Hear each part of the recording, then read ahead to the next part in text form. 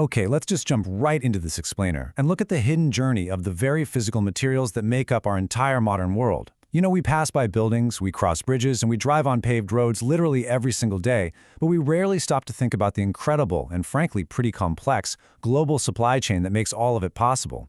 We are talking about a journey that literally shapes the earth into the cities we live in. I mean, seriously, look around you right now and ask yourself what exact processes, risks, and environmental costs actually went into the concrete, the glass, or the insulation surrounding you. The creation of these materials is a whole lot more than just mixing sand and stone together. It is a massive, highly energy-intensive industrial ecosystem.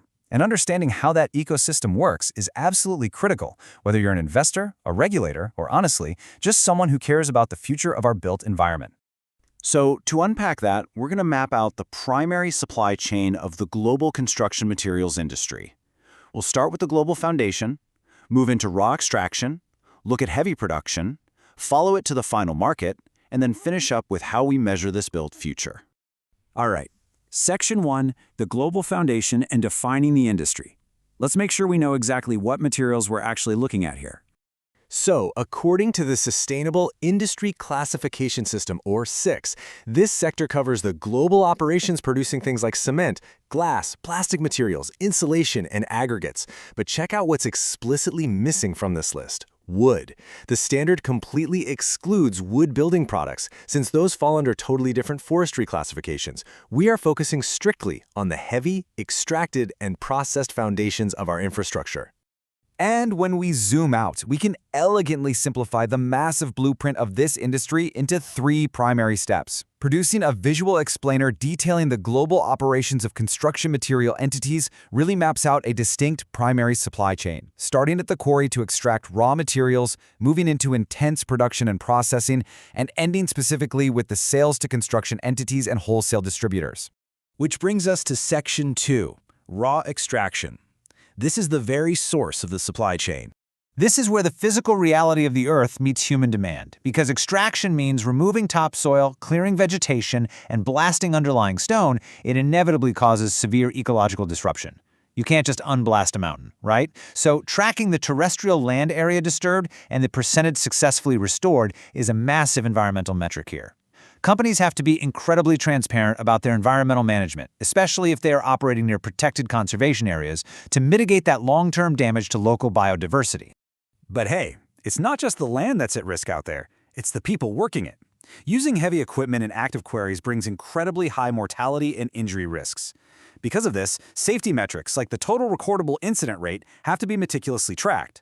And here's the kicker, these standards require tracking this for both direct employees on the payroll and contract employees supervised by the entity. So, a company absolutely cannot just outsource its risky labor to hide a bad safety record off the books. And the hazards aren't just sudden, acute physical injuries. Companies have to track chronic health conditions over time too. A huge one is tracking the number of reported cases of silicosis. That's a severe, sometimes fatal lung disease caused by breathing in crystalline silica dust while blasting and crushing stone. Monitoring and minimizing this exposure through respirator programs and engineering controls is an absolutely massive daily responsibility. Moving on to Section 3, heavy production. Welcome to the forge. Once you've extracted the raw rock and sand, turning it into usable cement and glass requires a frankly unimaginable amount of heat. It is incredibly energy intensive. This energy often comes from direct fossil fuel combustion in giant kilns. So, operations must transparently report on 4 core energy metrics, tracking total consumption down to the exact percentages of grid, alternative, and renewable energy. And fun fact, this industry often burns alternative fuels to lower costs. We're talking scrap tires, waste oils, even processed municipal solid waste. Tracking this gives us a clear picture of how heavily a company relies on carbon-intensive methods to keep those fires burning. Now, because of all that intense on-site fuel combustion, those kilns generate a staggering volume of hazardous air emissions. When you burn fossil fuels and alternative wastes at that kind of scale, you don't just get carbon dioxide. You get this whole toxic alphabet soup: nitrogen oxides, sulfur oxides, particulate matter, and dangerous heavy metals like lead and mercury. Releasing these pollutants can trigger massive regulatory and legal penalties if they aren't aggressively managed with advanced pollution controls. Creating these materials also requires millions of gallons of water for processing and cooling the equipment. This creates extreme operational risk for facilities located in regions facing water scarcity.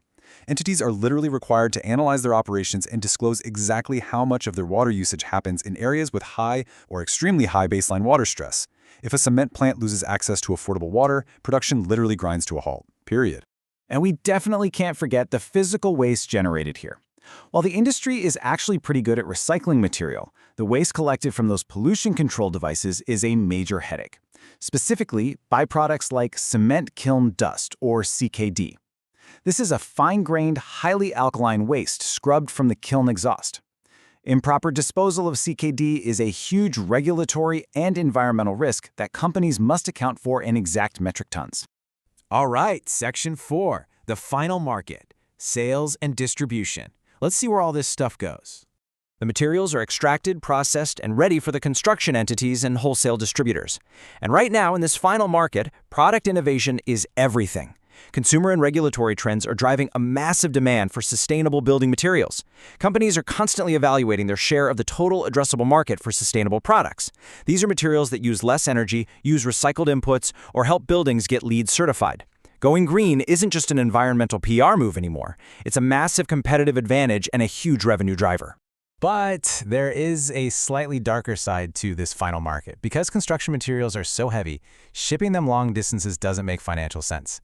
That means distribution is hyper-localized, which historically has made this industry very susceptible to backroom deals and anti-competitive behavior.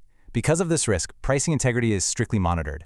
Companies actually have to disclose any monetary losses tied to cartel activities, price fixing, or antitrust litigation.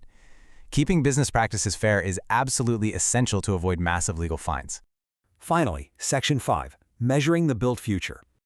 So, what's the big takeaway from all these specific metrics? Why does knowing the tonnage of cement kiln dust or the definition of silicosis actually matter? Well, it's simple. You cannot manage what you do not measure. By strictly monitoring this entire chain, using robust frameworks like the SASB standards, investors, regulators, and everyday consumers can finally quantify the real financial, environmental, and human risks hidden inside the world's infrastructure. It forces real transparency onto an industry operating at a scale that most of us just struggle to comprehend. Which leaves us with one vital thought to ponder. As we push for a greener, more resilient future, and as we design these incredible zero-emission smart buildings, can the buildings of tomorrow truly be sustainable if the very foundation of their supply chain is not? The materials we choose today dictate the reality of tomorrow. Thanks for hanging out with me for this explainer, and remember to keep questioning the world built around you.